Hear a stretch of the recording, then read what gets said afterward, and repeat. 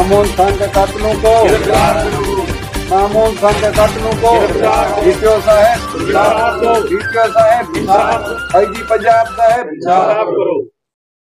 अस्सलाम वालेकुम, आपका होस्ट आपका दोस्त अब्दुल गफ्फार महर। मैं इस वक्त पहुंचा हूँ थाना अहमदपुर लम्हा के हदूद है और कोश बिरादरी के यहाँ पे घर है का 4 रोज कबल महमूद खान कोश को कत्ल किया गया और दिन दिहाड़े डाकुओं ने आके उनको फैर करके कत्ल कर दिया। उनके जो वर्सा हैं, उनके जो बच्चे हैं वो यहाँ मौजूद हैं। उनका कहना था कि 2022 से मामलात एक खाले से शुरू हुए और अब तक वो मामलात हल नहीं हो रहे। उनके घरों पे फायरिंग की गई, तकरीबन 700 गोलियां उनके घर पर फायर की गई और उसके बाद ट्रांसफार्मर पर मुतअद्दिद हमले हुए, एफआईआर दर्ज हुई, लेकिन मुल्जमान अभी तक दंदनाते फिर रहे हैं। अभी तक भी इनकी जानों को खतरा है। हमारे साथ मौजूद हैं महमूद खान कोश के फर्जंद। हम उनसे जानते हैं कि ये वक़ुआ कैसे हुआ और इस हवाले से आप क्या कहेंगे और पुलिस की अब तक जो कारकर्दगी है उस हवाले से आप क्या कहेंगे।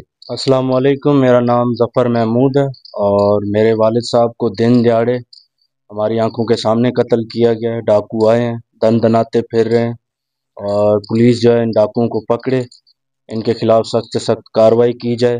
मेरी अपील है वज़ीर आला मरियम नवाज शरीफ से, आईजी पंजाब से, डीपीओ रहीम यार खान इरफान समो साहब से कि कातिलों को फौरी तौर पर गिरफ्तार करे और उनके खिलाफ कानूनी कार्रवाई की जाए और हमें तहफ़्फ़ुज़ दिया जाए। हमें अभी भी ख़तरा है, हमारी जानों को ख़तरा है, हम उनके बच्चे हैं और हमारे ट्रैक्टर्स को नुकसान पहुंचाया है, गाड़ियों को ब्रस्ट किया है।